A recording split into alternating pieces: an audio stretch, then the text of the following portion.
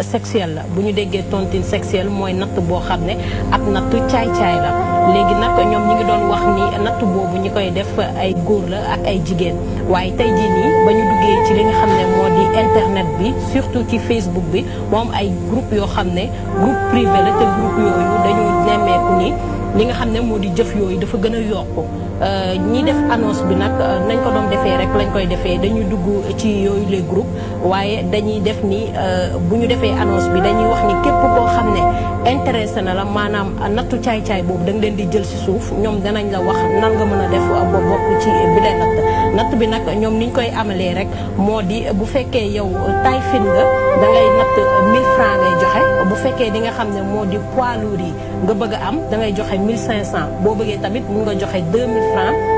di nga am li nga xam ne moo di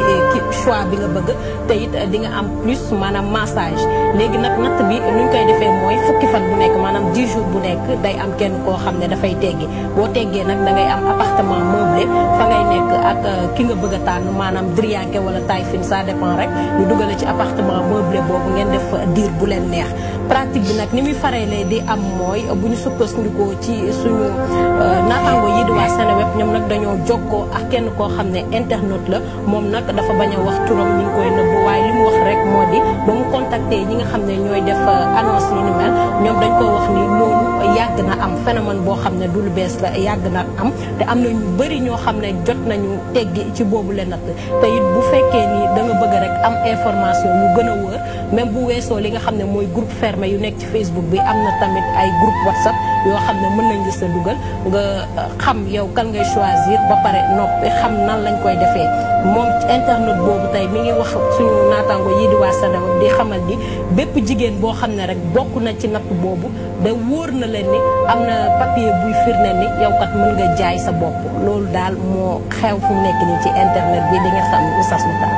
ah doy na waar lii moom noo ko jàngatee lu war a waral lii Soxna Awa. waaw man de di ma ko jàngatee peut-être Oustaz Makhtar mooy xëy na àdduna buy bëgg a tukki parce que bu ñu demee ba nga xam ne loo xam ne dañ koy def léegi natt loo xam ne peut-être relation bi ñu ko waroon am mooy góor ak jigéen yoo xam ne dañ leen takk ci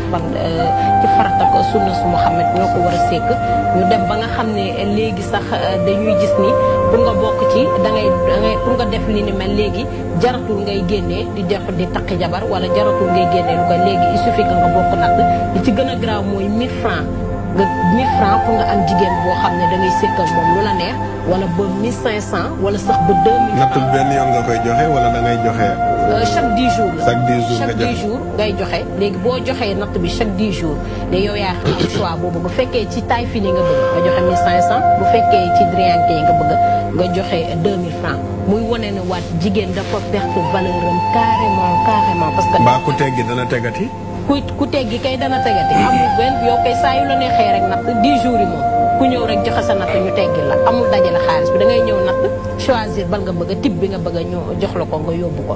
man daal. lii ngay wax ni fan la xewee mi ngi xewee Afrique du Sud wala. fii nii ci Sénégal bii nii la xewee. parce que Sénégal gii nii Ndiaye